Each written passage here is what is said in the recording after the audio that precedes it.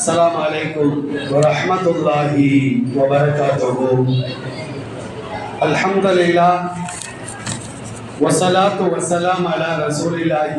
أما بعد, கணியத்திற்குரிய எல்லாம் அல்ல அல்லாஹ்வின் நல்லடியார்களே, பாசத்திற்குரிய இஸ்லாமிய பெரியோர்களே, தாய்மார்களே, மிகுந்த மரியாதைக்குரிய இஸ்லாமிய மார்க்க அறிஞர் பெருமக்களே, இறையில்ல நிர்வாக பெருமக்களே, நாசிகா பட்டம் பெறக்கூடிய அருமையான தாய்மார்களே, அல்லாஹ்வுடைய மாபெரும் கிருபையினால் சங்கையான ஷாபான் மாதத்தில் சிறப்பான ஒரு நேரத்தில் அல்லாஹ்விற்கு பிரியமான ஒரு இடத்தில் அல்லாஹ் நம்மை எல்லாம் ஒன்று சேர்த்து வைத்ததை போன்று மறுமை நாள் ஆகிரத்தில் நபிகள் நாயகம் ஸல்லல்லாஹு அலைஹி வஸல்லம் அவர்களோடு ஜன்னத்துல் ஃபிர்தௌஸில் அமரக்கூடிய பாக்கியத்தை எனக்கும் உங்களுக்கும் நம் குடும்பத்தாருக்கும் வருங்கால நம்முடைய சந்ததிகளுக்கும் காலம் சென்ற நம்முடைய முன்னோர்களுக்கும் அல்லாஹ் ரப்பல் ஆலமீன் முழுமையாக தந்தருள் புரிவானாக. வாழும் காலமெல்லாம் உடல் ஆரோக்கியத்தோடு அல்லாஹ்விற்கும் ரசூலுக்கும் கட்டுப்பட்டு வாழக்கூடிய நன்மக்களாக என்னையும் உங்களையும் நம் குடும்பத்தார்களையும் வருங்கால நம்முடைய சந்ததிகளையும் அல்லாஹ் முழுமையாக ஆக்கி அருள் புரிவானாக. கணியத்திற்குரிய அல்லாஹ்வின் நல்லடியார்களே, ஆயிஷா ரலியல்லாஹு அன்ஹா நிஸ்வான் மதரசாவினுடைய 4ஆம் ஆண்டு நிறைவு விழாவும் நாசிகா சனது வழங்கும் நிகழ்ச்சியும் சீரும் சிறப்புமாக நடைபெற்று கொண்டிருக்கிறது. எனக்கு முன்னால் பேசிய மார்க்க அறிஞர்கள் கல்வி சம்பந்தமாகவும் அதனுடைய சிறப்புகள் சம்பந்தமாகவும் அதே நேரத்தில் கல்வியின் அவசியம் குறித்தும் மிக தெளிவாக எடுத்துரைத்தார்கள். மதரசாக்கள் பட்டமளிப்பு விழா என்று சொன்னாலேயே பேசக்கூடிய ஆலிம்கள் எல்லோருமே கல்வி சம்பந்தமாகத்தான் பேசுவார்கள். அதனால நான் சற்று வித்தியாசமாக நான் சிந்தித்தேன். ஏதாவது புதிய ஒரு செய்தியை பேசக்கூடிய எனக்கும் கேட்கக்கூடிய உங்களுக்கும் பயன் தரக்கூடிய ஒரு செய்தியை எடுத்து வைத்தால் நன்றாக இருக்கும் என்று யோசித்து சில செய்திகளை சொல்வதற்கு நான் கடமைப்பட்டிருக்கின்றேன். அல்லாஹ் ரப்பல் ஆலமீன் அதன் மூலமாக எனக்கும் உங்களுக்கும் மற்றவர்களுக்கும் அல்லாஹ் முழுமையான பயனை தந்தருள் புரிவானாக. அருமையானவர்களே, அல்லாஹ் ரப்பல் ஆலமீன் உலக பொதுமறையாம் அல் குர்ஆனிலே பல இடங்களிலே சொல்லி காட்டுவார்.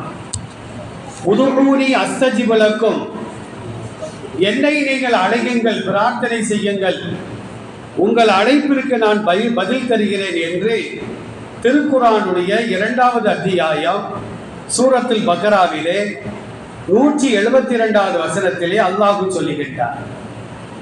அதே சூரத்துல் பக்ரால மற்றொரு வசனத்தை நாம் திறந்து பார்க்கின்றோம். சஹாபாக்கள் கேட்கிறாங்க, யா ரசூலல்லாஹ், அல்லாஹ் தூரமாக இருக்கிறானா சமீபத்தில் இருக்கிறானா? தூரமாக இருந்தால் நாங்கள் சப்தமிட்டு அழைப்போம், அருகில் இருந்தால் நாங்கள் அமைதியாக அல்லாஹ்விடத்தில் துஆ செய்வோம். அல்லாஹ் தூரமாக இருக்கிறானா சமீபத்தில் இருக்கிறானா என்று கேட்கின்ற பொழுது இந்த வசனத்தை அல்லாஹ் இறக்கி வைக்கின்றார். وَإِذَا سَأَلَكَ عِبَادِي أَنِّي فَإِنِّي قَرِيبٌ, நபியே, என்னை பற்றி என்னுடைய அடியார்கள் உம்மிடம் கேட்டால் நீர் சொல்லும் فَإِنِّي قَرِيبٌ, நான் தூரமான ஒண்ணு இல்லை, சமீபத்தில் தான் இருக்கிறேன். தூரமா இருந்தால் சப்தமிட்டு அழைக்கலாம், சப்தமிட்டு துவா செய்வதற்கு கூட மார்க்கத்தில் தடை இருக்கிறது. அமைதியாகத்தான் அல்லாஹ்விடத்திலே நம்முடைய கோரிக்கைகளை நாம் வைக்க வேண்டும். அல்லாஹ்ட்ட நம்ம கோரிக்கைகள் வைக்கும் பொழுது நம்முடைய பலவீனத்தை அல்லாஹ்வுடைய சன்னிதானத்தில் எடுத்து வைக்க வேண்டும்.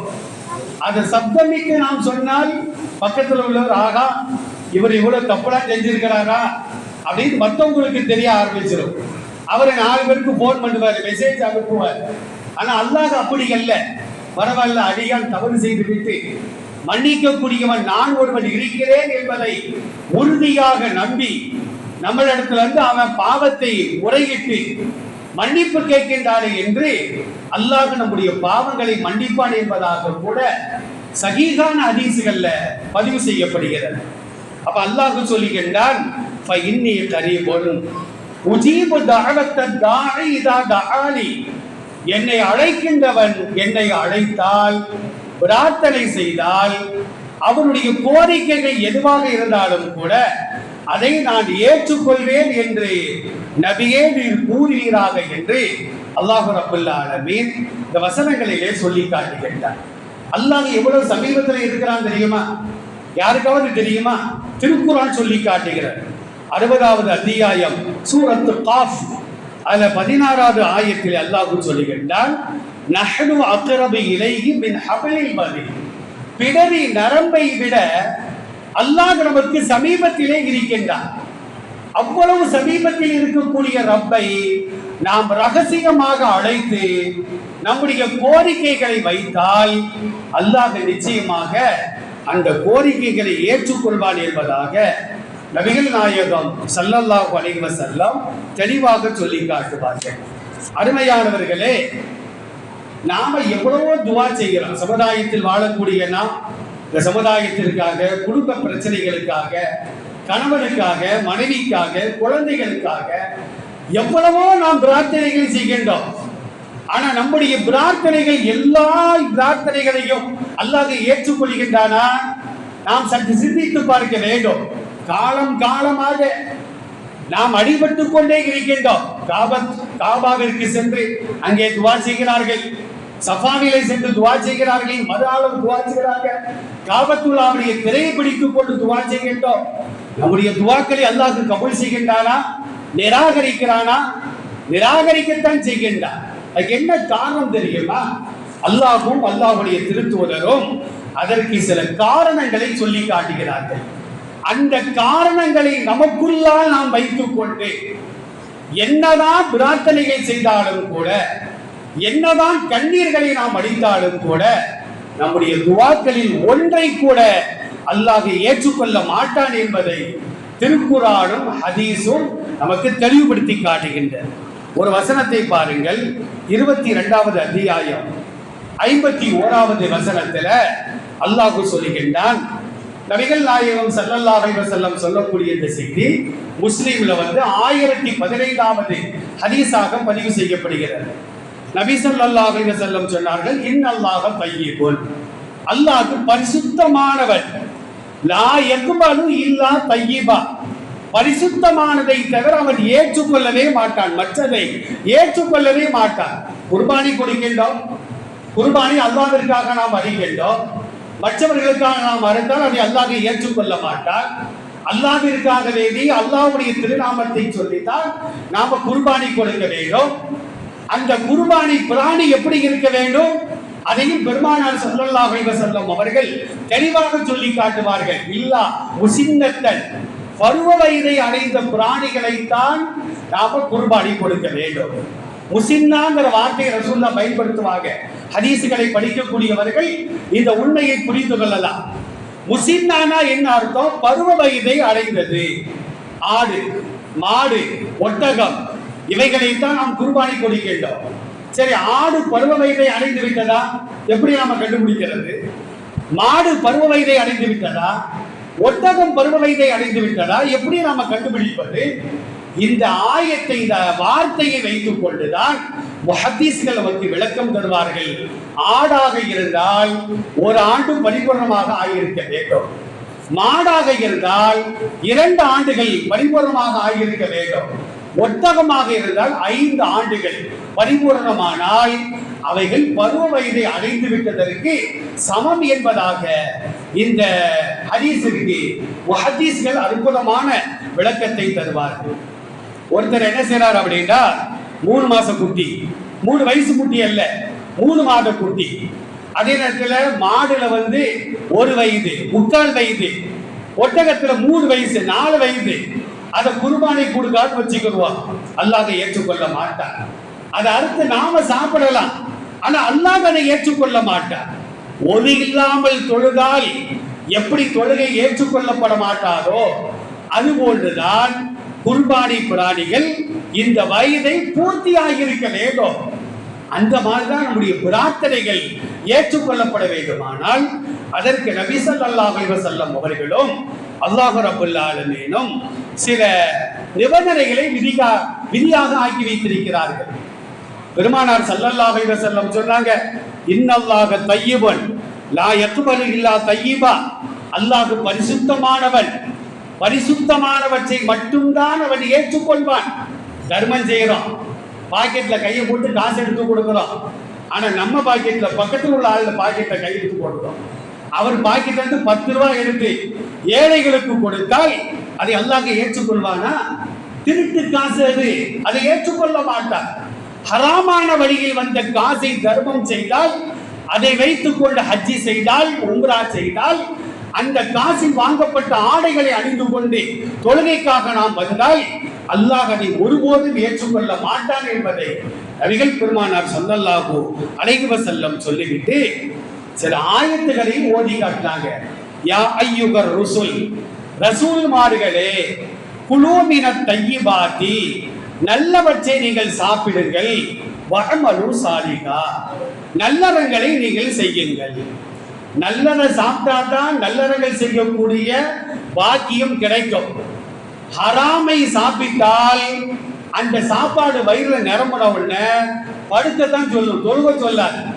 உதாரணத்திற்கு சொல்வதாக இருந்தால், பால் இருக்கிறது, ஒருத்தர் பால் குடிக்கிறார், உடம்புல ஒரு தெம்பு வரும், கூட 2 ரக்காத்து நபில் தொழுவார். ஒருத்தர் சரக்கடிக்கான்னு வச்சுக்கிடுவான், அவன் தொழுகைக்கா பள்ளியாசலுக்கு வருவான், எங்கனையாச்சும் சாக்கடையில உழுந்து கிடப்பான். அப்ப நல்லவற்றை சாப்பிட்டால்தான் நல்லறங்கள் செய்ய முடியும். அதைத்தான் அல்லாஹ் சொல்லுகின்றார், குலூ மினத் தய்யிபாத்தி வஅமலு சாலிஹா, நல்லவற்றை நீங்கள் சாப்பிடுங்கள், நல்லறங்களை நீங்கள் செய்யுங்கள். இன்னொரு ஆயத்தை பாருங்க, திருக்குர்ஆனுடைய 2வது அத்தியாயம் சூரத்துல் பக்கரால 172வது வசனத்தில் அல்லாஹ் சொல்லுகின்றான், யா அய்யுஹல்லதீன ஆமனு, ரசூல்மார்களுக்கு மாத்திரம் அல்ல, இந்த உலகம் உள்ளளவும் வாழக்கூடிய ஒவ்வொரு மூமினான ஆண்களுக்கும் பெண்களுக்கும் சேர்த்து அல்லாஹ் சொல்லுகின்றான், ஈமான் கொண்டவர்களே, குலூ மின் தய்யிபாத்தி மா ரஸக்னாக்கும், நாம் உங்களுக்கு வழங்கிய நல்லவற்றை நீங்கள் சாப்பிடுங்கள், வஷ்குரு லில்லாஹ், அல்லாஹ்விற்கு நீங்கள் நன்றி செலுத்துங்கள்.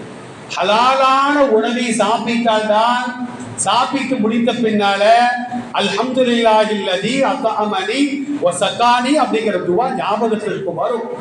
ஹராம சாப்பிட்டா அந்த துவா ஞாபகத்துக்கு வரவும் செய்யாது, நாம நல்லறங்களை செய்யவும் முடியாது என்று பெருமானார் சொல்லிவிட்டு அடுத்து தொடர்ந்து அந்த ஹதீஸ்ல பேசுறாங்க. ஒரு மனிதன் பள்ளிவாசலுக்கு வருகின்றார், தலையெல்லாம் முடியெல்லாம் கலைந்து போய் இருக்கிறது, புழுதி படிந்து இருக்கிறது. வந்து என்ன செய்கின்றார்? தொழுகின்றார். தொழுது விட்டு அல்லாஹ்விடம் கையை உயர்த்தி யா ரப்பி யா ரப்பி என்று சொல்லுகின்றார். ரசூலுல்லாஹ் சொல்றாங்க, மத்அமஹு ஹராம், அவர் சாப்பிட்ட உணவு ஹராம், மஷ்ரபுஹு ஹராம், அவர் அருந்திய பானம் ஹராம், மல்பசுஹு ஹராம், அவர் உடுத்தி இருக்கின்ற ஆடையும் ஹராம். பொதுவாக உதிகபில் ஹராம், அவர் உடம்பு முழுக்க ஹராமாகத்தான் இருக்கிறது. ஃபன்னா யுஸ்தஜாபு லிதாலிக, இவருக்கு அல்லாஹ் எப்படி பதில் கொடுப்பான்? இவருடைய துஆவை அல்லாஹ் எப்படி ஏற்றுக்கொள்வான்? நபி ஸல்லல்லாஹு அலைஹி வஸல்லம் கூறுவதாக சையதனா அபூ ஹுரைரா ரலியல்லாஹு அன்ஹு இந்த ஹதீஸை நமக்கு தெளிவாக சொல்லி காட்டுவார்கள். அருமையான பெரியோர்களே, தாய்மார்களே, அப்ப நாம சாப்பிடுகின்ற உணவாக இருக்கட்டும், அருந்துகின்ற பானமாக இருக்கட்டும், அணிகின்ற ஆடையாக இருக்கட்டும், பேசுகின்ற பேச்சாக இருக்கட்டும், பார்க்கின்ற பார்வையாக இருக்கட்டும், நாம் சிந்திக்கின்ற சிந்தனைகளாக இருக்கட்டும், எல்லாமே ஹலாலாக இருந்தால் மட்டும்தான் அல்லாஹ் நம்முடைய பிரார்த்தனைகளை, வணக்க வழிபாடுகளை ஏற்றுக்கொள்வான் என்பதை நபிகள் நாயகம் ஸல்லல்லாஹு அலைஹி வஸல்லம் இந்த ஹதீஸ்களின் மூலமாக நமக்கு தெளிவுபடுத்தி காட்டுவார்கள். இப்ராஹிம் இப்னு அதுகம் ரஹ்மஹுல்லாஹ் ஒரு பெரிய மார்க்க அறிஞர். இவர் ஒரு 5 கருத்துக்களை நமக்கு சொல்லி காட்டுகின்றார். நாம செய்யக்கூடிய பிரார்த்தனை ஏன் அல்லாஹ்விடம் ஏற்றுக்கொள்ளப்படுவதில்லை? சில பேர் கூட குழம்புவாங்க. அன்றைக்கு கூட ஒரு அம்மா சொல்லுது, அல்லாஹ்வையும் திட்டுது. நான் 5 நேரம் தொழுது அல்லாஹ்ட்ட கேட்டுட்டு இருக்கேன், அவன் தரவே மாட்டாங்க, இவன் நான் தொழுவ மாட்டேன், துவாவும் செய்ய மாட்டேன் அப்படின்னு. நாம துவா செய்வது நம்முடைய கடமை. பெருமானார் ஸல்லல்லாஹு அலைஹி வஸல்லம் சொல்வார்கள், மனுஷன் கேட்டால் கோபிப்பான், ஆனால் அல்லாஹ் இருக்கிறான தன்னிடம் கேட்கவில்லை என்றால் அவன் கோபிப்பான். அல்லாஹ்விடம் கரம் ஏந்தி விட்டால் இந்த கரங்களை சிஃபர்னா சைஃபர் நம்ம சொல்றோமே, அது அரபி வார்த்தை, பூஜ்ஜியமாக அனுப்புவதற்கு அல்லாஹ் வெட்கப்படுகிறான் என்று நபிகள் பெருமானார் ஸல்லல்லாஹு அலைஹி வஸல்லம் ஒரு ஹதீஸிலே சொல்லி காட்டுவார்கள். நாம அல்லாஹ்ட்ட துஆ செய்கிறோம். துஆ செஞ்சவன நாம என்ன நினைக்கிறோம்? ஆண்கள்லாம் என்ன நினைக்கிறாங்க? பள்ளிவாசலை விட்டு வெளியே போய் செருப்பு போடுறதுக்கு முன்னால நம்முடைய துஆவை அல்லாஹ் கபூல் செய்யணும், இல்லைன்னா மகரிபுக்கு நான் வரமாட்டேன், இஷாவுக்கு நான் வரமாட்டேன் அப்படின்னு அல்லாஹ் மேல நம்ம கோபித்துக் கொள்கின்றோம். பெண்கள் என்ன நினைக்கிறாங்க? முசல்லாவை விட்டு எழுந்திருப்பதற்கு முன்னால நம்முடைய துஆவை அல்லாஹ் கபூல் ஆக்கிடணும் அப்படின்னு அவங்க நினைக்கிறாங்க. நினைக்கிறோமா இல்லையா? நம்ம எத்தனை பேர் புலம்பி இருக்கிறோம், எவ்வளவு துவாக்கள் செய்கின்றேன் என்று துவாவை அல்லாஹ் நிராகரிக்கின்றானே, ஏற்றுக்கொள்ளவில்லையே என்று நாம் புலம்புகின்றோமா இல்லையா? நபி ஸல்லல்லாஹு அலைஹி வஸல்லம் சொல்வார்கள், அல்லாஹ் என்ன செய்வான் தெரியுமா? நாம கேட்டதை தருவான். ஆனா எப்ப கொடுக்கணும், எவ்வளவு நாள் கழித்து கொடுக்கணும் அப்படிங்கிறது அவனுக்கு மட்டும்தான் தெரியும். உதாரணத்திற்கு சொல்வதாக இருந்தால், ஒரு தாய் தன்னுடைய கை குழந்தையை மடியில் வைத்துக் கொண்டு வாய்க்கு ருசியான பிரியாணியை சாப்பிட்டு இருக்கிறார். 6 மாத குழந்தை ஆண் வாயை பொழக்குது. ஒரு வாய் திரிப்பான வாய்க்குள்ளால குழந்தையின் வாயில் ஒரு வாய் பிரியாணியை அவள் வைத்தாள், ஒரு துண்டு இறைச்சியை வைத்தால் குழந்தை இன்னால் இல்லாதான் அடுத்து குழந்தையை பார்க்க முடியாது. ஆனால் அதே குழந்தை ஒரு 5 வயது 6 வயது ஆகிவிட்டால் குழந்தை அடம் பிடித்தாலும் கூட 2 அடியை போட்டு வாயில பிரியாணி திரிச்சுக்கிட்டே இருப்பான். பார்க்கிறோமா இல்லையா? அது போன்றுதான் அல்லாஹ்ட்ட நாம கேட்கிறோம். அல்லாஹ்வுக்கு தெரியும் நம்ம ஜாதகம் எல்லாம் அல்லாஹ்ட்ட இருக்கு. அல்லாஹ் என்ன நினைப்பான் தெரியுமா? இவனுக்கு கொடுத்தா தலைகை கால் புரியாம நடந்துருவான், வழிகேட்டில் சென்று விடுவான், இப்போது இவனுக்கு நாம் கொடுப்பது கூடாது, இவன் கேட்டதை கொடுப்பதற்கு ஒரு நேரம் இருக்கிறது, அந்த நேரத்தில் தான் இவனுக்கு இவன் கேட்டதை நாம் கொடுக்க வேண்டும் என்று படைத்த ரப்புக்கு மட்டும்தான் அது தெரியும் என்பதாக பெருமானார் ஸல்லல்லாஹு அலைஹி வஸல்லம் ஒரு விஷயத்தை சொல்லுகிறார்கள்.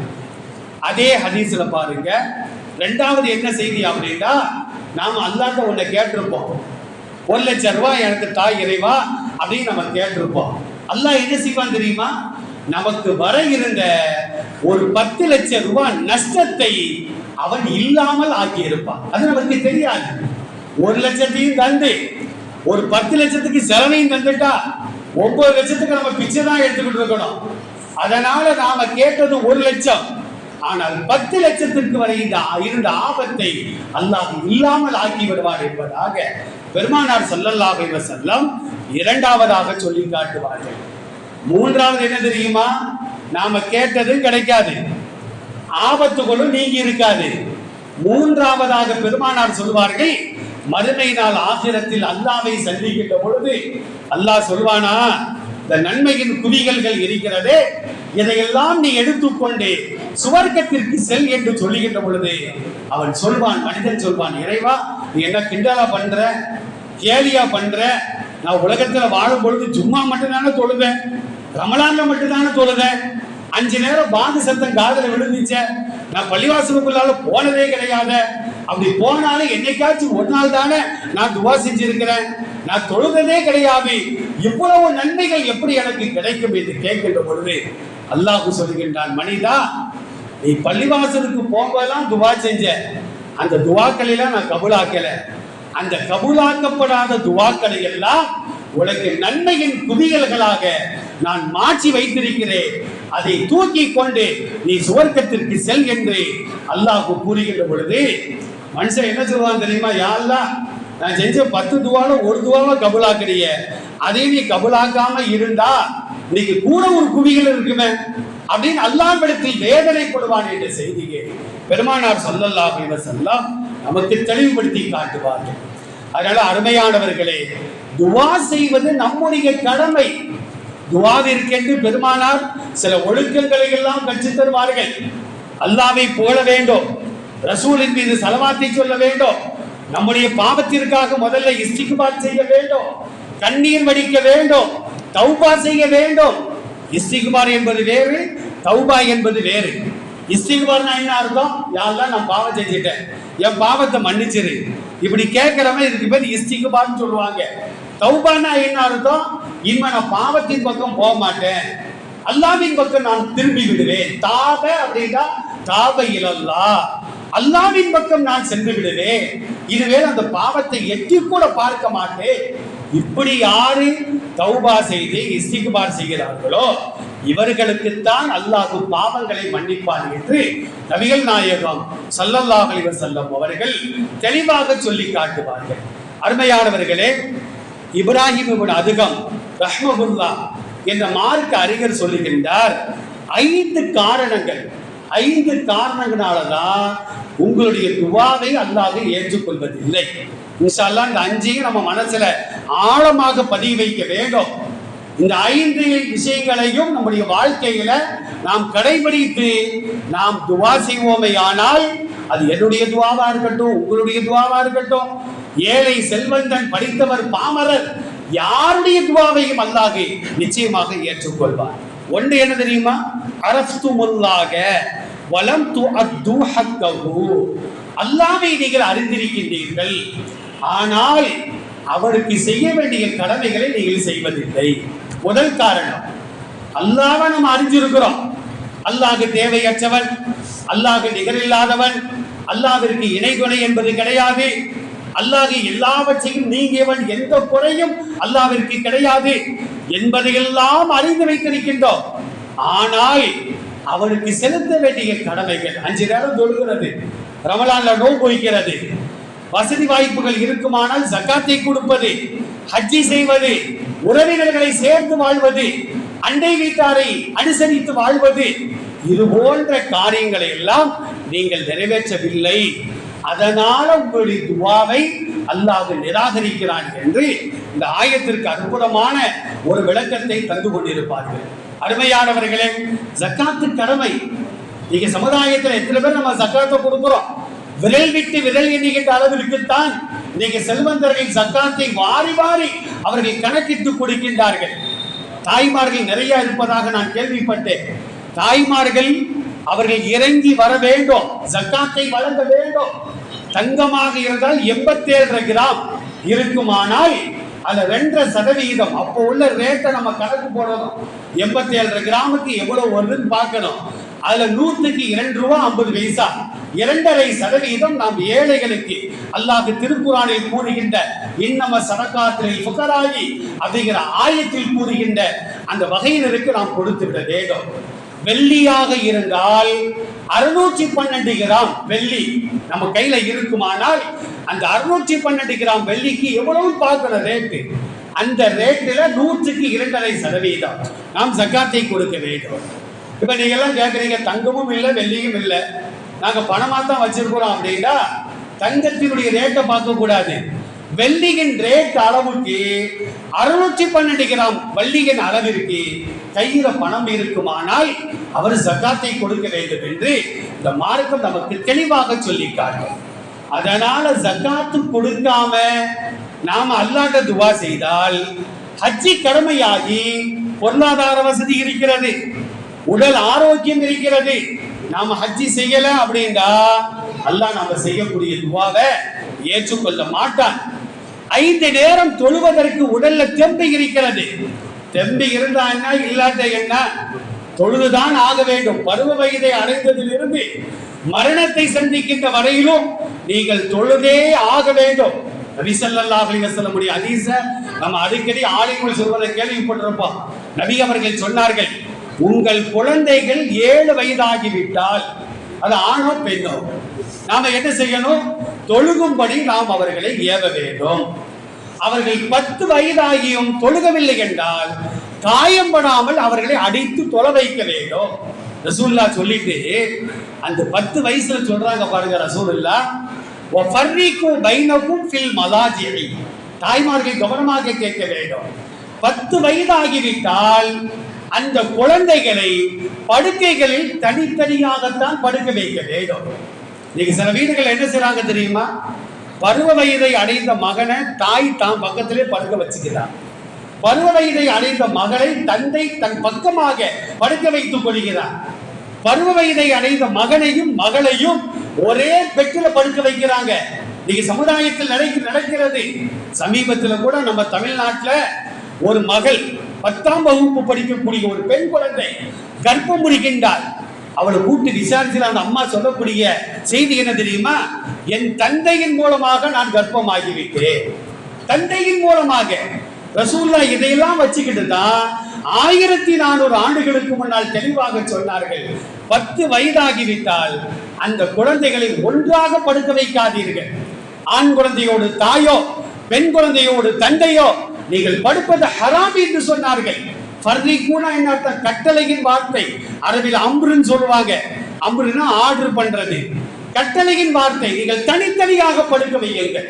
இன்னைக்கு விஞ்ஞானம் சொல்லுகிறது, ஆண் குழந்தையோ பெண் குழந்தையோ 10 வயதாகிவிட்டால் அவர்களின் உள்ளங்கள்ல பாலியல் சம்பந்தமான எண்ணங்கள் எல்லாம் உருவாகிறது 10 வயசுல. அப்ப அந்த நேரத்துல பக்கத்தில் உள்ள அம்மாண்டு மகன் பார்க்க மாட்டான், பக்கத்தில் உள்ள அத்தாண்டு மகள் பார்க்காது, பக்கத்தில் உள்ள அண்ணன் தங்கச்சி பார்க்க மாட்டான், அக்கான்னு சொல்லி தம்பி பார்க்க மாட்டான். ஷைத்தான் இடையில் புகுந்து விளையாட ஆரம்பிக்கின்றான். எனவேதான் அண்ணன் மூலமாக தங்கை கர்ப்பம், தந்தையின் மூலமாக மகள் கர்ப்பம் நடக்கிறதா இல்லையா சமுதாயத்துல? பெருமானார் ஸல்லல்லாஹு அலைஹி வஸல்லம் அவர்கள் அப்ப 7 வயதுல ஏவும்படி சொன்னார்கள். 10 வயதாகிவிட்டால் தொழுகாத குற்றத்திற்காக அடித்து நீங்கள் தொழுக வையுங்கள். ஏன் தொழுக சொன்னாங்க ரசூலுல்லாஹ்? 10 வயசுல நோன்பு கடமை இல்லை, பருவ வயதை அடைந்தால்தான் நோன்பு கடமை. 10 வயதில் நோன்பு வைக்கும்படி பெருமானார் சொல்லவில்லை. நம்ம குழந்தைகள் வச்சாங்கன்னா தடுக்கவும் கூடாது. ஆனா 10 வயதுல ஏன் ரசூலுல்லாஹ் தொழுக சொல்றாங்கன்னா, இன்ன ஸலாத்த தன்ஹா அனில் ஃபஹ்ஷாஇ வல் முன்கர். தொழுகைதான் மானக்கேடான காரியத்தை விட்டோம், தவறுகளை விட்டோம், ஒட்டுமொத்த மனித சமுதாயத்தையும் அதுதான் தடுக்கும் என்று சொன்னார்கள். ஒருத்தர் திருடுறாரா, 5 நேரம் தொழுதா அந்த தொழுகை திருட்டை விட்டு அவரை தடுக்கும். வியாபாரத்தை கலப்படம் செய்கிறாரா, அந்த தொழுகை அவரை தடுக்கும். ஒருவர் மது அருந்துகின்றாரா, தொழுகை ஆரம்பித்து விட்டால் அந்த தொழுகை அவரை மதுபானத்தை விட்டும் தடுக்கும். ரசூலுல்லாஹ் சொல்றாங்க, நான் சொல்லல, அல்லாஹ் திருக்குர்ஆன்ல மிக தெளிவாக சொல்லி காட்டுகின்றார். ஆக அருமையானவர்களே, அதைத்தான் இப்ராஹிம் இப்னு அதுகம் சொல்கிறார்கள், அரஃப்துமுல்லாஹ, அல்லாஹ்வை நீங்கள் விளங்கி இருக்கின்றீர்கள். ஆனா அல்லாஹ்வை விளங்கினால் பாம்பு பொட்டுன்னு தெரியுது, தேள் பொட்டுன்னு தெரியுது, விளங்கிட்டோம். பாம்பு வாயில போய் கையை வைப்போமா? தேள் கொடுக்கல போய் நம்ம கையை வைப்போமா? கரண்ட் ஷாக் அடிக்குன்னு தெரியுது, அது போய் நம்ம கையை வைப்போமா? வைக்க மாட்டோம், விலகிக் கொள்வோம். அந்த மாதிரி அல்லாஹ்வை விளங்கிவிட்டால் அல்லாஹ்வுடைய ஹக்குகளை, அல்லாஹ்வினால் கடமையாக்கப்பட்டவைகளை நாம் நிறைவேற்ற வேண்டும். நாம நிறைவேற்றாத காரணத்தினால் இந்த சமுதாயம் செய்யக்கூடிய பிரார்த்தனையை அல்லாஹ் நிராகரித்து விடுகிறார் என்று இந்த ஆயத்திற்கு விளக்கம் சொல்வார்கள். இரண்டாவது பாருங்க, கரஅத்துமுல் குர்ஆன, குர்ஆனை நீங்கள் படிக்கின்றீர்கள், ஆனா வலம் தஅமலு பிஹி, குர்ஆனின் பிரகாரம் நீங்கள் அமல் செய்வதில்லை. குர்ஆன்ல எவ்வளவு கட்டளைகள் வருகிறது, எவ்வளவு விளக்கல்கள் வருகிறது, அதையெல்லாம் நாம் செய்கின்றோமா? குர்ஆன்ல எவ்வளவு ஒழுக்கங்களை அல்லாஹ் கற்றுத் தருகின்றான். ஒரே ஒரு ஒழுக்கத்தை நான் சொல்லி காட்டுகின்றேன். சூரத்து நூர், அந்த 100 அத்தியாயத்தை எல்லாருமே நம்ம படிக்கணும். 24வது அத்தியாயம். குறிப்பாக தாய்மார்கள் அந்த அத்தியாயத்தை படிக்க வேண்டும். நாசிகா படிக்கக்கூடிய அந்த பெண்களாக இருந்தாலும் கூட இன்ஷா அல்லாஹ் வரக்கூடிய ஆண்டு அந்த சூரத்து நூரை அவர்களுக்கு நீங்கள் கற்றுக் கொடுக்க வேண்டும். அந்த சூரத்து நூர்ல பெண்களுக்கு தேவையான ஒழுக்கங்களையும் ஒட்டுமொத்த சமுதாயத்திற்கு தேவையான ஒழுக்கங்களையும் அல்லாஹ் கற்றுத் தருகின்றார். ஒரு ஒழுக்கத்தை பாருங்க, யா அய்யுஹல்லதீன ஆமனூ லா ததுகுலு புயூத்தன் கைர புயூத்திக்கும் ஹத்தா தஸ்தானிசு வ துஸல்லிமு அலா அஹ்லிஹா. அற்புதமான ஒரு ஒழுக்கம். இந்த ஒழுக்கத்தை நீங்க நம்ம பேணுறது இல்லை, நாம நிராகரிக்கின்றோம் அந்த ஒழுக்கத்தை. அல்லாஹ் என்ன சொல்றான் தெரியுமா? ஈமான் கொண்டவர்களே, உங்கள் வீடுகள் அல்லாதவர்களின் வீடுகளுக்குள்ளால் நீங்கள் செல்வதாக இருந்தால் அதற்கு முன்னால் 2 காரியத்தை நீங்கள் செய்ய வேண்டும். ஒன்று என்ன தெரியுமா? அஸ்ஸலாமு அலைக்கும் என்று சலாம் சொல்ல வேண்டும். இரண்டாவது உள்ளே வரலாமா என்று அனுமதி கேட்க வேண்டும். சலாம சொல்லிட்டு தடதடன்னு உள்ள போயிடக்கூடாது, அனுமதி வாங்காம உள்ள போயிடக்கூடாது. சலாமும் சொல்ல வேண்டும், அனுமதியும் பெற வேண்டும். ஆலிம்கள்ட்ட கேட்டு பாருங்க, அந்த ஆயத்து தெளிவான வசனம். அப்ப நபி ஸல்லல்லாஹு அலைஹி வஸல்லம் இந்த ஆயத்திற்கு அற்புதமான ஒரு விளக்கத்தை தருவார்கள். ஒரு வீட்டுக்கு நாம போறோம், அஸ்ஸலாமு அலைக்கும் உள்ள வரலாமான்னு கேட்கிறோம். உள்ள உள்ளவங்களுக்கு காதுல விழல, டக்குன்னு உள்ள போயிடக்கூடாது. ரசூலுல்லாஹ் சொல்றாங்க, 2வது முறையும் சலாம் சொல்லுங்கள், அனுமதி கேளுங்கள். 2வது முறையும் அனுமதி கிடைக்கல, சலாத்துக்கு பதில் கிடைக்கல. 3வது முறையும் சலாம் சொல்ல வேண்டும், அனுமதி கேட்க வேண்டும். உள்ள இருந்து சலாமும் வரல, அனுமதியும் கிடைக்கல, டக்குன்னு உள்ள போயிடக்கூடாது. அது அநாகரிகமான செயல். நீங்கள் வீட்டிற்கு, உங்கள் வீட்டிற்கு நீங்கள் சென்று விடுங்கள் என்பதாக நபிகள் பெருமானார் ஸல்லல்லாஹு அலைஹி வஸல்லம் அழகாக சொல்லி காட்டுவார்கள். ஆனா இன்னைக்கு என்ன நடக்குது தெரியுமா? பெரும்பாலான வீடுகள்ல அண்ணன் வீடு தானே, அக்கா வீடு தானே, மாமனார் வீடு தானே, மாமியார் வீடு தானே, நாம ஏன் அனுமதி வாங்கிட்டு உள்ள போகணும் அப்படின்னு என்ன செய்யறாங்கன்னா, அனுமதி வாங்காமலே உள்ள போயிருந்தாங்க. அது அநாகரிகமான செயல். எல்லா நாட்களும் ஒரே மாதிரி இருக்காது. பெருமானார் ஸல்லல்லாஹு அலைஹி வஸல்லம் அவங்கள்ட்ட ஒரு நபி தோழர் கேட்கிறார், யார ரசூலல்லாஹ், ஒரு வீட்டுல நானும் என் தாயார் மட்டும்தான் இருக்கிறோம். என் தாயாருக்கு நான் தான் பணிவிடை செய்கிறேன், சாப்பாடு நான் தான் ஊட்டி விடுவேன். அப்படி என் தாயார் மட்டும் இருக்கிற வீட்டுக்குள்ளால நான் போனா நான் சலாம் சொல்லி அனுமதி வாங்கணுமான்னு கேட்கிற ஒரு நபி தோழர் கேட்கிறார். நம்மளும் நினைப்போம், அம்மா தானே வெளியே போனான்னா சொல்ல போறாங்க, உள்ள போனாலும் ஏன்டா அனுமதி கேட்காம உள்ள தானே சொல்ல போறாங்க அப்படின்னு அவர் கேட்கிறேன். இப்ப ரசூலுல்லாஹ் சொல்றாங்க, ஒரு தாயாக இருந்தாலும் நீ அனுமதி வாங்கித்தான் செல்ல வேண்டும். அவர் திரும்ப அதே மாதிரி கேட்கிறார், அல்லாஹ்வின் திருத்தூதரை, என் தாயார் தானே, நான் தானே பணிவிடை செய்கின்றேன், அனுமதி வாங்க வேண்டுமா என்று கேட்கின்றார். அனுமதி வாங்கித்தான் போகணும் அப்படிங்கிறாங்க. 3வது முறையும் கேட்கும் போதுதான் நபி ஸல்லல்லாஹு அலைஹி வஸல்லம் கேட்டாங்க, தோழரே, உன் தாயாரை நிர்வாணமாக பார்ப்பதற்கு நீ ஆசைப்படுவாயா அப்படின்னு கேட்கிறாங்க. அப்படின்னா என்ன அர்த்தம்? நம்ம அனுமதி வாங்காம உள்ள போய் நம்மை பெற்றெடுத்த நம்முடைய அன்னை குளித்துக் கொண்டிருக்கிறார் என்று வைத்துக் கொள்வோம், அல்லது ஆடை மாற்றிக் கொண்டிருக்கிறார் என்று வைத்துக் கொள்வோம், அல்லது அரைகுறை ஆடையோடு நல்லா தூங்கிட்டு இருக்கிறாங்கன்னு வச்சுக்கிடுவோம். அந்த காட்சி கண்ணில் பட்டா அவங்களுக்கு எவ்வளவு வேதனையா இருக்கும். அப்ப நம்ம அனுமதி கேட்டா அவங்க என்ன சொல்லுவாங்க? மகனே இல்லடா, குளிச்சுக்கிட்டு இருக்கிறேன், ஆடையை மாத்திக்கிட்டு இருக்கிறேன், ஆடையை சரி பண்ணிக்கிற. அந்த அம்மா சொல்லுவாங்களா, சொல்ல மாட்டாங்களா?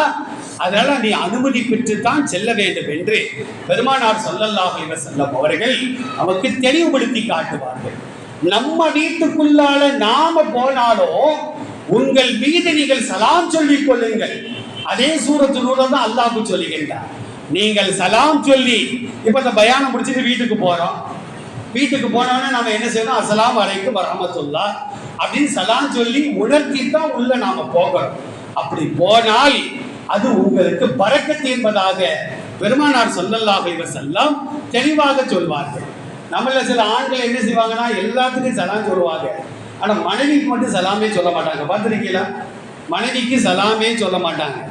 ஒருத்தர் அப்படிதான் இந்த மாதிரி பயானை கேட்டுட்டு மனைவிக்கு சலாம் சொல்லி இருக்கிறார், அஸ்ஸலாமு அலைக்கும் இருக்காரு.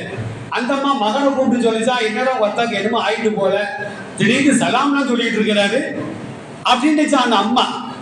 அப்ப நாம தான் செய்கிறோம், தவறு செய்கின்றோம்.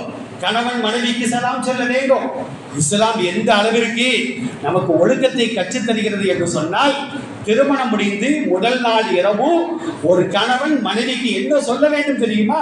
அஸ்ஸலாமு அலைக்கும் வரஹ்மத்துல்லாஹ். சலாம் சொல்லிதான் அறைக்குள்ளால் செல்ல வேண்டும். இவரு முதல்ல இருக்காரு, அந்த அம்மா வந்தா வர்றால் தான் சலாம் சொல்லணும்.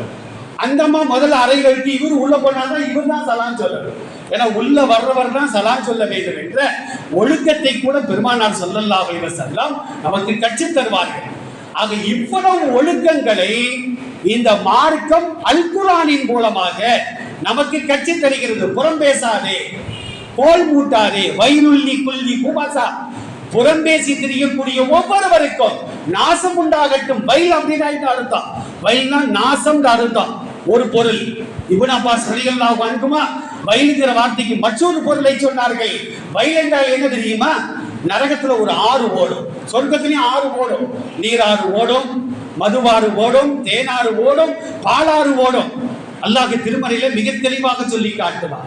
நரகத்திலையும் ஒரு ஆறு ஓடும். என்ன தாமிரபரணி ஆடாது? தாமிரபரணி அல்ல.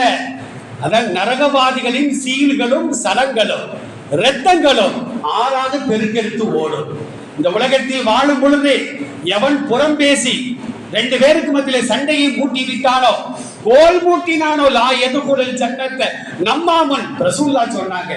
கோல் மூட்டக்கூடியவன் சுவர்க்கம் செல்ல மாட்டான், புறம் பேசக்கூடியவன் சுவர்க்கம் செல்ல மாட்டான், புறம் அதாவது பொறாமைப்படக்கூடியவன் சுவர்க்கம் செல்ல மாட்டான். ஹதீசுகள்ல எவ்வளவு பதிவு செய்யப்படுது தெரியுமா? நாசிகாக்களுக்கு அதெல்லாம் பாடமாக நடத்தப்பட்டிருக்கும். அவ இப்னு அப்பாஸ் சொல்றாங்க, வயிறு அப்படின்னா சீல்சலங்கள் ஓடக்கூடிய ஆறு. இந்த மாதிரி உலகத்துல எவன் இந்த தவறு செய்தானோ அவன் இந்த ஆட்சி மிதப்பான், அந்த சீல்சலத்தை குடிப்பான். எவ்வளவு நாச்சம் எடுக்கும்!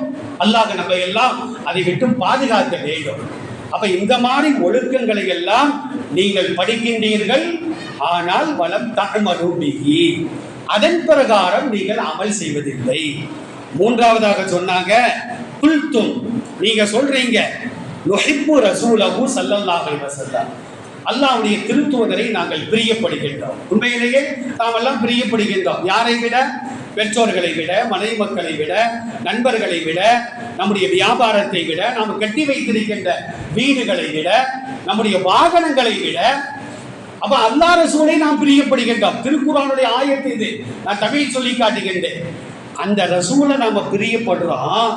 ஆனா தரத்தும் சுன்னத்தஹு, ரசூலுல்லாஹ் காட்டிய வழிமுறையை நீங்கள் விட்டு விடுகின்றீர்கள். ரசூலுல்லாஹ்வை நான் பிரியப்படுறேன், ஆனா ரசூலுடைய சுன்னத்தை நான் பின்பற்ற மாட்டேன். இருக்கிறோமா இல்லையா? ஒவ்வொரு நாளும் காலையில் எழுந்ததிலிருந்து இரவு படிக்கின்ற வரையிலும் ஆயிரக்கணக்கான சுன்னத்துகளை பெருமானார் கற்று தருவார்கள். காலையில நம்ம எழுந்த உடனே என்ன செய்யணும்? அல்ஹம்துலில்லாஹில்லதி அஹ்யானா பஅதமா அமாத்தனா வ இலைஹி நுஷூர் அப்படிங்கிற துஆவை நாம் ஓத வேண்டும். எத்தனை பேர் நம்ம ஓதுறோம்? நம்முடைய பிள்ளைகளுக்கு நாம் கற்றுக் கொடுத்தோமா? சனியனை எந்திரலாம் சொல்லுவோம். இன்னைக்கு குழந்தைகளுக்கும் அட்டாக்கு வந்து இறக்குறாங்க தெரியுமா? அதுக்கு அரபு நாட்டில் ஒரு பத்திரிகை, அந்த பத்திரிகையில ஒரு மருத்துவர் எழுதுகின்றார். அதனுடைய தமிழாக்கம் எனக்கு வந்திருக்கின்றது.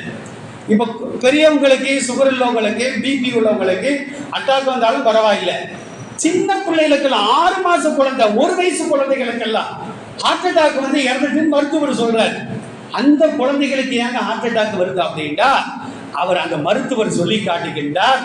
ஒரு காலகட்டத்தில் நம்ம எல்லாம் சின்ன பிள்ளையா இருக்கும் போது நம்ம நண்டிமாரு, நம்ம ராதாமாரு, ராதிமாரெல்லாம் என்ன செய்வாங்கன்னா, நம்மளை பக்கத்துல படுக்க போட்டு அழகான நீதி கதைகளை சொல்வார்கள்.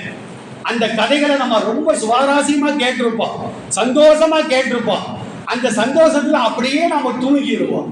அதனால நம்ம ஆரோக்கியமாக வாழ்ந்தோம். இன்றைக்கு முதியவர்களை பாருங்கள், 70 கடந்தவர்கள், 80 கடந்தவர்கள் ஆரோக்கியமா இருக்கிறாங்க, கண்ணாடி கூட இல்லாம இருக்கிறாங்க. ஆனா இன்னைக்கு பாருங்க, 4 வயசு பையன் தான் கண்ணாடி போட்டுட்டாங்க.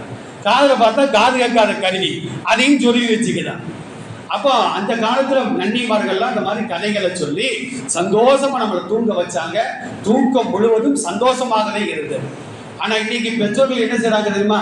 சீக்கிரமா படு சனியனை, மூதேவி அப்படி இப்படி திட்டி அடிச்சு அழுக வச்சு அந்த பிள்ளையை ஏக்கத்தோடு படுக்கிறதுனால தூக்கம் முழுவதும் ஏக்கமாகவே இருக்கிறது, கவலையாகவே இருக்கிறது. அந்த கவலை தான் குழந்தைகளுக்கு மாரடை போடுவதற்கு காரணம் என்பதாக அந்த மருத்துவர் அழகாக எழுதி வைத்திருக்கின்றார். அதெல்லாம் நம்ம குழந்தைகளை நம்ம என்ன செய்யணும்? ராத்திரி படுக்கிற நேரத்தில் பக்கத்தில் படுக்க வைத்து ஆயத்துல் குர்சி, ஆமன ரசூலு, சூரத்துல் ஃபாத்திஹா, சூரத்துல் இக்லாஸ், சூரத்துல் முஅவ்விதத்தை, குல் அஊது பிரப்பில் ஃபலக், குல் அஊது பிரப்பின் நாஸ், இது போன்ற சூறாக்களை எல்லாம் சொல்லி கொடுத்து அவங்களுக்கு சொல்லி கொடுக்கறதால நாமளும் ஓதுறோம். ஹதீஸ்ல ஒரு செய்தி என்ன தெரியுமா? அது ஆணாக இருக்கட்டும் பெண்ணாக இருக்கட்டும், சூரத்துல் காஃபிரூன், குல் யா அய்யுஹல் காஃபிரூன் லா அஅ்புது மா தஅ்புதூன் வலா அன்தும் ஆபிதூன மா அஅ்புத் அப்படிங்கிற அத்தியாயத்தை தூங்குற நேரத்துல ஒருத்தர் ஓதிட்டு அப்படியே தூங்கி விடுவாரே ஆனால் அவர் எத்தனை ஆண்டுகள் உலகத்துல வாழ்ந்தாலும் அவருடைய வாழ்க்கையில ஷிர்க் இல்லாம அல்லாஹ் பாதுகாத்துக்கிறார். ஷிர்கே அவருடைய வாழ்க்கையில வராது. ஷிர்க் எவ்வளவு பெரிய குற்றம் தெரியுமா? மது அருந்துகின்ற பாவத்தை கூட அல்லாஹ் மன்னிப்பான், விபச்சாரத்தை கூட அல்லாஹ் மன்னிப்பான்.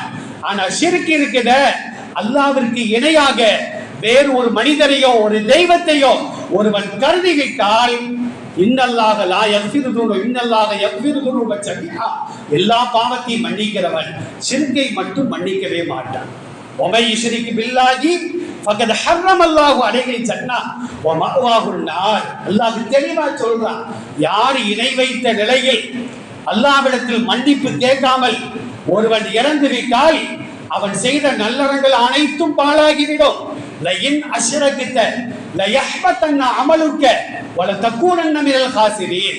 பெருமானாரை பார்த்து அல்லாஹ் எச்சரிக்கை விடுகின்றார், நபியே நீராக இருந்தாலும் நீர் இணை வைத்து விட்டால் நீர் செய்த நல்லறங்கள் அனைத்தும் பாழாகி நஷ்டவாளிகளிலே ஒருவராக நீர் ஆகிவிடுவீர். அப்ப ஷிர்க் வைத்த நிலையில இறந்துட்டா சொர்க்கம் ஹராம், நரகம் தான் நாம் ஒதுங்கி விடம் என்பதாக அல்லாஹ் அல் குர்ஆன்ல தெளிவாக சொல்லி காட்டுகின்றார். அதனால சூரத்தில் காஃபிரூன நம்ம இன்னைக்கே ஓத வேண்டும். மனப்பாடம் இல்லாதவர்கள் கூட அதை மனநம்பிட்டு கொண்டு, நம்ம வீட்டில் உள்ள பேரம்பேத்திகள் இப்போ மருமக்கமாரெல்லாம் சனது வாங்குறாங்க, அவங்கள ஓத சொல்லி நாம் அதைப்படி ஓதி நாம படுத்து விட்டால் நிச்சயமாக அல்லாஹ் என் வாழ்க்கையிலையும் உங்க வாழ்க்கையிலையும் ஷிர்க் இல்லாமல் பாதுகாத்துக் கொள்வார். இந்த சுன்னத்துகளை நாம் பேண வேண்டும். நாலாவதாக சொன்னாங்க, நல் அணு இப்லீஸ, நீங்கள் நாம் இப்லீஸை சபிக்கின்றோம். சைத்தானை யாராவது பாராட்டுவோமா? சைத்தானை ஒவ்வொரு நாள் நம்ம சபிச்சுக்கிட்டு தான் இருக்கிறோம். வைதா கராத்தல் குரான ஃபஸ்தஹித் பில்லாஹி மினஷ் ஷைத்தானிர் ரஜீம். குரானை ஓத ஆரம்பிச்சா முதல்ல அவுது பில்லாஹி மினஷ் ஷைத்தானிர் ரஜீம் அதான் நம்ம சொல்றோம். தக்பீர் கட்டின பின்னால தான் மறந்து போடலாம் ஞாபகத்துக்கு போதும். 4 ரக்காத்தா 5 ரக்காத்தானே தெரியாது. சில பேர் ரக்காத்து கணக்கு இல்லாம தொழுதுகிட்டே இருப்பாங்க, தொடர் வண்டி மாதிரி போய்கிட்டே இருக்கும். அந்த மாதிரிலாம் நடக்குது. இந்த மாதிரி கெட்ட எண்ணங்கள் வராமல் இருக்க வேண்டுமானால் தக்பீர் சொல்வதற்கு முன்னால் அவுது பில்லாஹி மினஷ் ஷைத்தானிர் ரஜீம் இப்படி எல்லாம் சில துவாக்களை எல்லாம் பெருமானார் சொல்லி தருவார்கள். உலகத்துல எல்லா குழந்தைகளுக்கும் சைத்தான் உண்டு. இப்ப எனக்கு சைத்தான் தான், உங்களுக்கு இருக்கிறாங்க. ஆயிஷா கேட்கறாங்க, யார சொல்லலாம் உங்களுக்கும் ஆண்டு. ரசூலா திருச்சியிலே சொன்னாங்கன்னா எனக்கு சைத்தான் இருக்கான், ஆனா ஏன் சைத்தான் எனக்கு கட்டுப்பட்டுட்டான். ஆனா நீங்க சைத்தானுக்கு கட்டுப்பட்டுட்டீங்க. ரசூல்லா சொல்லக்கூடிய வார்த்தைகள் ஹதீஸ்கள்ல இருக்கு. ஆனா உலகத்துல 2 பேருக்கு சைத்தான் இல்ல. யாருக்கு தெரியுமா? ஒன்று மரியம் அலைஹிஸ்ஸலாம், 2வது ஈசா அலைஹிஸ்ஸலாம். இது நானே கற்பனையா சொல்லல, பெருமானாரும் சொல்லுகிறார்கள், அல்லாஹ்வும் சொல்லுகின்றார். அதுக்கு என்ன காரணம் தெரியுமா? மரியம் அலைஹிஸ்ஸலாம் பிறந்த உடனே அவங்க தாயார் ஹன்னா ஒரு துவாவை செய்யறாங்க. அந்த துவாவை அல்லாஹ் குர்ஆன்ல பதிவு செய்து வைத்திருக்கின்றார். என்ன துவா தெரியுமா? தாய்மார்கள் கவனமாக கேட்க வேண்டும், நம்மளும் கவனமா கேட்கணும். இன்னி உஈதுகா பிக வ துர்ரியதகா மினஷ் ஷைத்தானிர் ரஜீம். மரியம் அலைஹிஸ்ஸலாம் பிறந்த உடனே அவங்க அம்மா ஹன்னா என்ன துவா செஞ்சாங்க தெரியுமா? யா அல்லாஹ், என்னுடைய மகள் மரியம், அந்த மரியமுக்கு பிறக்கின்ற சந்ததிகள், இந்த சந்ததிகளை ஷைத்தானை விட்டும் நீ பாதுகாத்து விடு அப்படிங்கிற துவாவை ஓதிய காரணத்தினால் மரியம் அலைஹிஸ்ஸலாம் அவர்களுக்கு ஷைத்தான் கிடையாது, ஈசா அலைஹிஸ்ஸலாம் அவர்களுக்கும் ஷைத்தான் கிடையாது. இந்த துவாவை இன்னைக்கு நம்ம குடும்பங்கள்ல குழந்தை பிறந்தா உடனே அது ஓதி நம்ம அல்லாஹ்ட்ட பாதுகாப்பு தேடுனா சைத்தான் இருப்பான், ஆனா கட்டுப்பட்டு வாழ்வான் என்பதை பெருமானார் ஸல்லல்லாஹு அலைஹி வஸல்லம் தெளிவாக சொல்வார்கள்.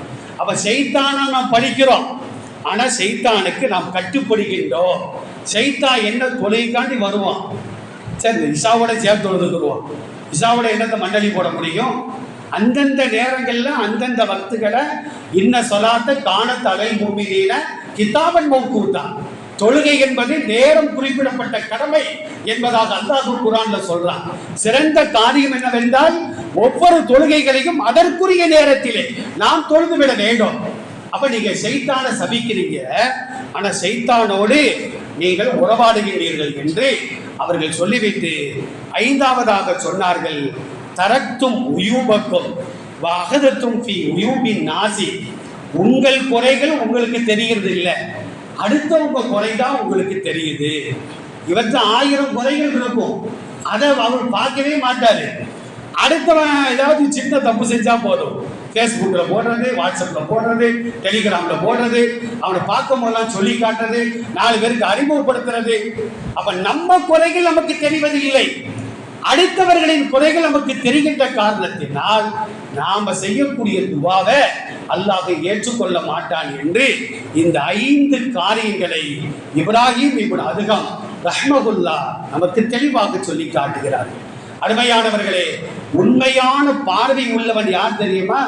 தன் குறைகளை பார்த்து பிறர் குறைகளை விட்டும் கண்களை யார் மூடிக்கொள்கிறார்களோ இவர்கள் தான் உண்மையிலேயே பார்வை உள்ளவர்கள். இவரே ஆடைக்குள்ளால தேளும் பாம்பும் போய்கிட்டு இருக்கும், அதை பார்த்துட்டு பேசாம இருப்பாரு. அடுத்தவர் வாயில போற கொசுவை வாயில கொசு போட்டுப்பாரு, இங்க உயிரே போகுது. இந்த மாதிரி தான் என்ன செய்வாங்கன்னா பெரிய பெரிய பாவங்களை செய்வார்கள். ஆனால் அது அவர்களுக்கு பாவமாக தெரியாது. அடுத்தவர்கள் செய்யக்கூடிய சின்ன பாவத்தை அதை பெருசுபடுத்தி அவரை எந்த அளவிற்கு கேவலப்படுத்த முடியுமோ அந்த அளவிற்கு கேவலப்படுத்துவார்கள் என்பதை இன்னைக்கு சமுதாயத்திலே நாம் கண்கூடாக பார்த்து வருகின்றோம். இது போன்ற தவறுகளை நானோ நீங்களோ இந்த சமுதாயத்தில் உள்ளவர்களோ செய்வோமையானால் அல்லாஹ் நிச்சயமாக நம்முடைய பிரார்த்தனைகளை ஏற்றுக்கொள்ளவே மாட்டான் என்பதை அல் குர்ஆனும் அல் ஹதீஸும் நமக்கு தெளிவாக சொல்லி காட்டுகிறது. எல்லாம் அல்லாஹ் ஜல்ல ஷானஹு தஆலா நாசிகா பட்டம் பெறக்கூடிய அந்த தாய்மார்களும் அவர்களின் குடும்பத்தார்களும் அவர்களை வாழ்த்தக்கூடிய நானும் நீங்களும் நீண்ட நெடிய காலங்கள் உடல் ஆரோக்கியத்தோடு இந்த உலகத்தில் வாழ்ந்து அல்லாஹ்விற்கு இணை வைக்காமல் அல்லாஹ்வை மட்டும் நின்று வணங்கி வழிபடக்கூடிய நன்மக்களாகவும் நபிகள் நாயகம் ஸல்லல்லாஹு அலைஹி வஸல்லம் அவர்களின் சுன்னத்தை பேணி வாழக்கூடிய நன்மக்களாகவும் நம்மையும் நம்முடைய குடும்பத்தார்களையும் நம்முடைய வருங்கால சந்ததிகளையும் அல்லாஹ் ஆக்கி அருள் புரிவானாக. வாய்ப்புக்கு நன்றி. அஸ்ஸலாமு அலைக்கும் வரஹ்மத்துல்லாஹி.